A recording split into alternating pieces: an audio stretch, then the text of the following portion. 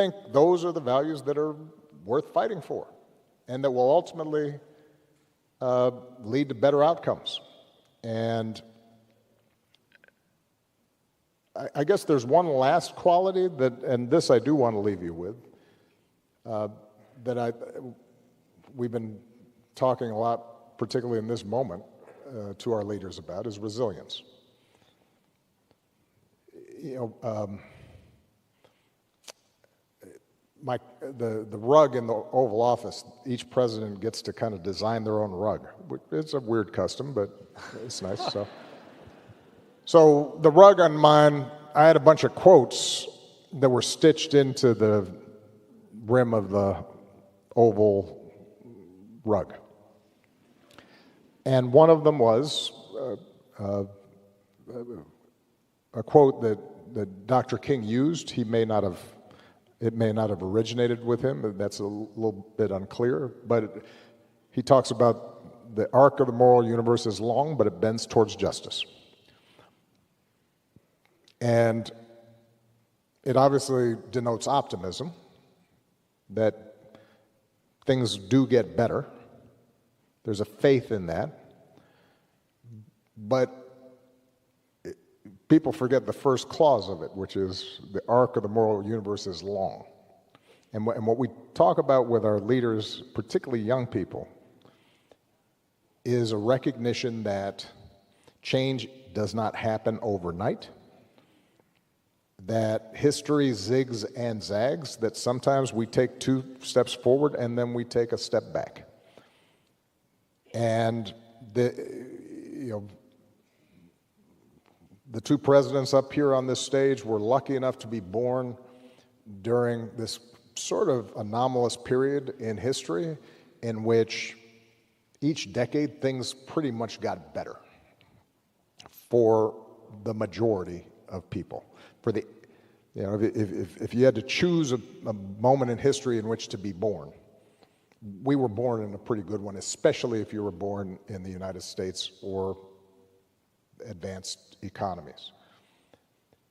But that's unusual. Usually, history zigs and zags and goes up and down. And there are times of conflict, and there are times of stupidity, and there are times of danger. And progress is slow and it's hard. And I guess the main message I have for all of you, which is we talk a lot about with our leaders, is do not get discouraged because you don't fix everything all at once. Don't get discouraged because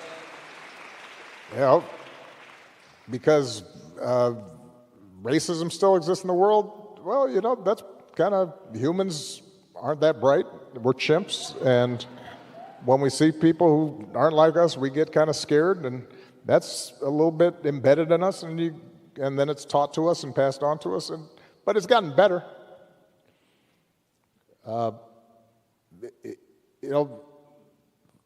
Women are still treated badly in a lot of the world and in our country, and there are barriers, despite the fact, because in some cases the fact that women are operating at superior to men in many ways. But you know what? It's gotten better. Even something as existential a threat as climate change. My daughters came and said, what should I tell our friends? Some of them, they say they're not going to have kids because what's the point? And people talk about, like, we're not going to hit sort of the target levels of 2 degrees centigrade increase. It could go above that, and so why bother? And I say, well, it may be we don't hit that mark, but the difference between it getting 3.5 degrees warmer and 3 or 4 and 2.5, that might save 1 billion people living in coastal areas around the world. It might make the difference between whether we maintain progress in our civilization or we don't. That's worth working for. But you're not going to fix it all at once.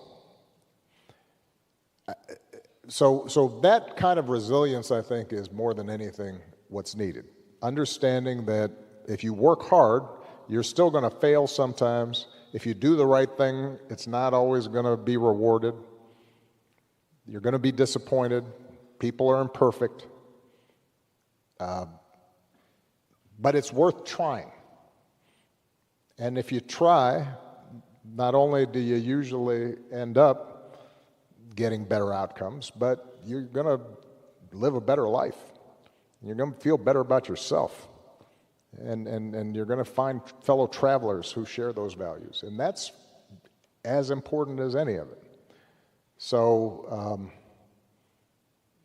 yeah, don't get discouraged. I know it's a little crazy right now.